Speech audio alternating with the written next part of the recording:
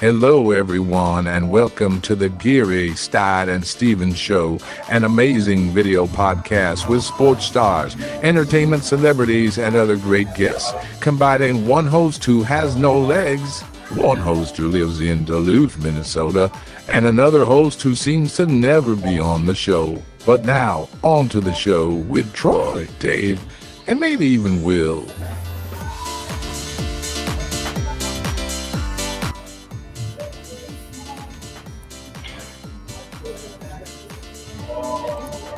Well, welcome everybody. It looks like it's the calm before the storm.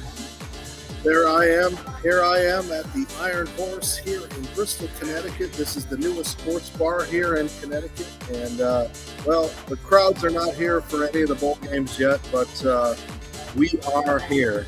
And so thank you guys for joining us. We had a little bit of technical issues earlier, but you know what?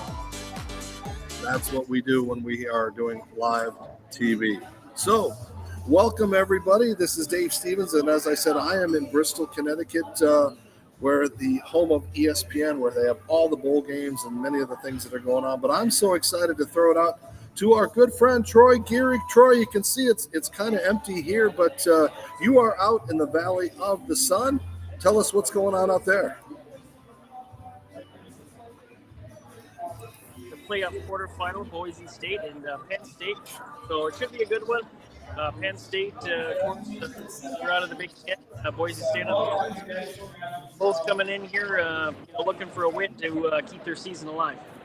Yeah, and we saw as the guys came in, they came in kind of early this week. In fact, I think Penn State was the first to arrive the other night. I know they had the big pomp and circumstance at the airport in Phoenix at Sky Harbor Airport, which of course is my hometown. But, they arrived to pomp and circumstance of everything that was going on. And, that's what they do in the Valley of the Sun. The Fiesta Bowl has been a big host to a lot of great teams, and this matchup is just like all the other ones. We are down to, I think, the quarterfinals now, and as I said, Penn State came in the other night a little bit, ready to go, and I think they are really taking things seriously. They're all business, while on the other side, Boise State, they've been here a few times. I think they're 3-0 in the Fiesta Bowl. They arrived, and they had so many fans here. I mean, it is going to be a sea of blue for these Boise State guys, Troy. I think they're going to have the hometown almost edge in this thing.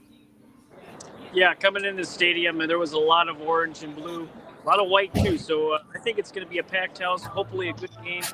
Everybody expects Penn State to win, but I'll give you my prediction a little bit later. But Boise State, I mean, there's no joke. They got a great running back, pretty good defense, so I think it's going to be a good game. Yeah, and you talk about they've been there before. They played in one of the most famous games in the history of college football in 27 with Boise State pulling off that upset. And, these guys have been there before, and they're still the underdog. Everyone doesn't think that a team from Idaho can come through, but, the Verbo guys have really got the field ready. We're taking a look at some of the preps that are going on there and looking at a beautiful stadium. It's indoors. They're not going to have the roof open for this one. Hey, Troy? No, the roof is closed, so nice 70 degrees in here, perfect weather.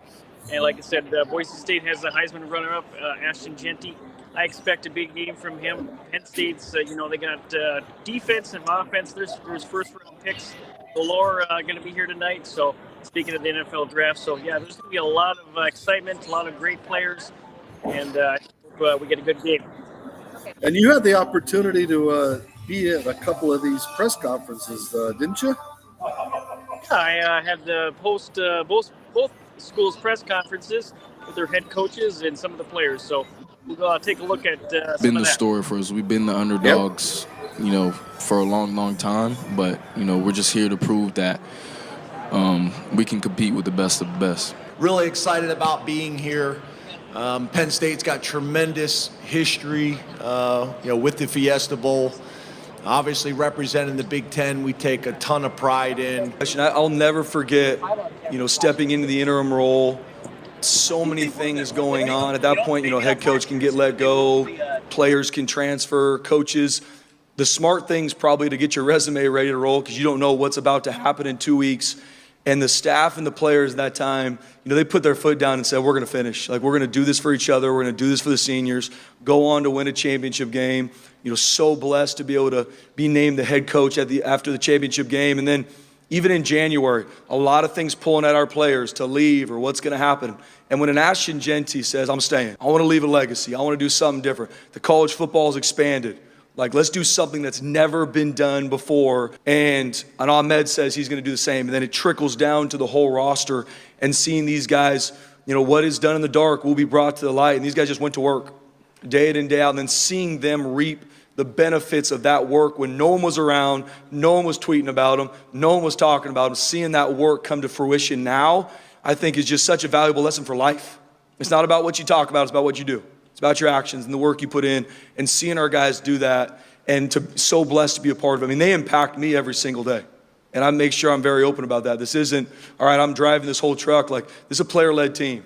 I mean, they love each other, but they hold each other to extremely high standards because they know what they want most, and I'm just so blessed to be a part of it, Jeff. Coach you mentioned was like having passion and desire to excel.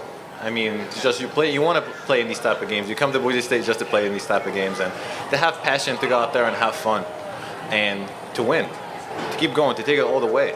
I mean, we truly believe that we're gonna go all the way.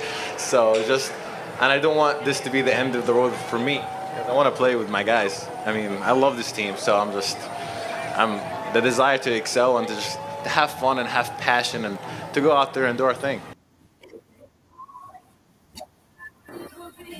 Well, they hope to do their thing. They're going to get ready to play at 7:30 Eastern time tonight. They're going to have a packed stadium. Troy, do you think Boise State has a chance in this one?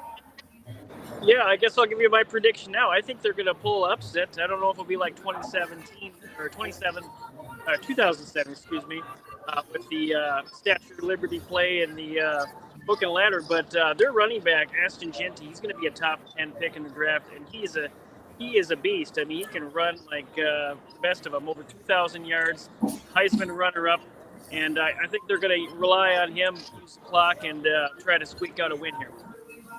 Well, I would like to see them do it, and the way they've set up this entire tournament is cool, but I would have liked to have seen Arizona State be in this bracket so they could have played in the Fiesta Bowl. It would have been crazy there, and I'm excited to see, my hometown Sun Devils to be in this thing. But let's take a look at some of the brackets real quick, Troy, before we let you go from what's going on out there. And as I said, it's a great tournament. It's the first year that they've done this. But if you can take a look, there's Troy in his referee outfit. But we got, a couple of games coming up. Obviously, today is the first game of the 4 with Penn State, number 6, taking on number 3, Boise State. Then tomorrow in the Chick-fil-A Peach Bowl, number 5, Texas taking on Arizona State, number 4. Then there's the Rose Bowl, Ohio State taking on number 1, Oregon, and the All-State Sugar Bowl, Notre Dame versus Georgia. So let me hear what you're thinking about these picks for these 4 games, Troy. Yeah, let's start Texas, Arizona State. I think it's going to be a closer game than everybody thought. Arizona State has a great running back in Cam Scatabo. Texas has a really good defense. Winner gets to go to the Cotton Bowl in Dallas. I think Texas will probably squeak it out. Sorry, Dave. Close one there. Then Ohio State and Oregon. Now that's going to be a rematch of earlier this year, where Oregon won by 1 point. I got Oregon in a 3-point win. They'll face each other in the Cotton Bowl, which I will be there next Friday from Dallas, so we'll have another live report from that. Also, in the other bracket, we got Notre Dame and Georgia. Georgia has a lot of injuries. Their quarterback is out for the season, so I think Notre Dame will win. Like I said, I got Boise State. So my final 4 is Oregon versus Texas and Notre Dame versus Boise State. Are you ready to championship game if you want? one more. Oregon versus Notre Dame. All right. Well, I'm not a big Notre Dame fan, so I could pull. I got that Pac-10 in me. So if Oregon goes, Arizona State, that would be kind of cool. But so far, what have you seen from the fans outside the stadium when you arrived? Oh, I mean, they got here super early. I got here about an hour ago, but they were lined up this morning at 8 a.m. Tailgating, throwing the football around. I mean, there's barbecues and people's having a great time. Everybody's been hospital here. Speaking of that, I want to give a shout out to the Fiesta Bowl staff. They've been really hospitable towards me, gracious with everything, and I just want to give them a shout out. I appreciate everything they've done to make this a great event for me and our folks.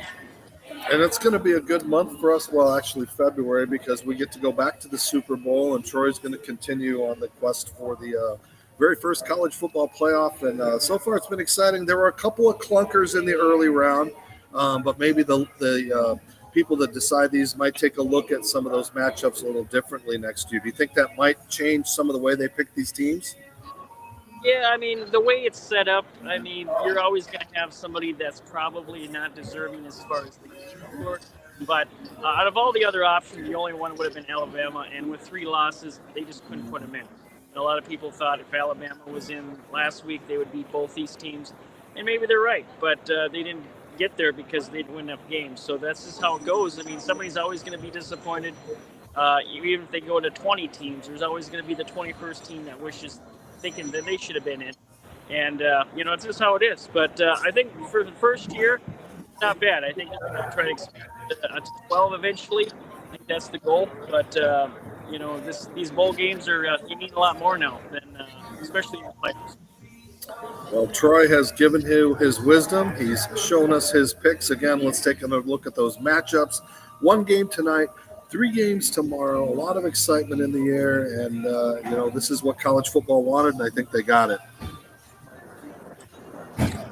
Yeah, they got exactly what they want. Like I said, this is a pretty good matchup, and all the other games should be entertaining. So if you're not doing anything today, turn on the TV, ESPN, all games tomorrow as well. And like I said, I'll be in Dallas next week for the semifinal game in Dallas, Texas at the Goodyear Cotton Bowl Classic. Well, Troy, you might actually have more people on the field than we have right here at this brand new sports bar, the Iron Horse. It's not named after Lou Gehrig, but if you can look over my shoulder, you can see the where they keep all the alcohol is actually in the vault. This is an old bank that they have rejuvenated and made into a really amazing sports bar. And I'm shocked there's not more people here, but they've got great prices, a great happy hour. And again, if you're in Connecticut in the Bristol area, this is a pretty cool place. So maybe, Troy, you're going to have to come up here and have a beer or two with me. Oh, yeah, definitely. Well, just like here, it's a little early. I'm sure that place is going to be packed just like State Park. Well, if I can stay up late enough tonight, I guess we'll try to do a post-game show where you can get in and talk to some of these players and people, and we'll see what you can get. Yeah, I'll be on the field after the game and then post-game press conference. All right, well, that'll do it. Troy is in the Valley of the Sun. I'm in Bristol, Connecticut, and again, we try to give you the best things that we can do within our means here on the Geary, Stein, and Stevens Show. I want to wish you happy New Year's. Troy, would you like to give your wishes to everybody? Yeah, I wish everybody happy New Year. 2024 was great, but expecting a better 2025, and hope everybody has a great New Year and a great year to come. All right, well, that'll do it here. We hope you've enjoyed a little bit of the preview that was set aside from all those big networks. We can do just as good as they are. So for my good friend Troy Geary, and again, we don't know where the heck Will is, but Will is somewhere. We'll bring him in sometime. I'm Dave Stevens, and you're watching the Geary, Stein, and Stevens Show on your home TV, on Roku, and all social media platforms. We'll see you later. Have a great weekend, everybody. Bye-bye. Thank you for tuning in to the Geary, Stein, and Stevens Show. Follow us on social media. Watch us on yourhometv.com, or now we're on Roku. Download it and watch us. And thanks for tuning in. Until next time, America.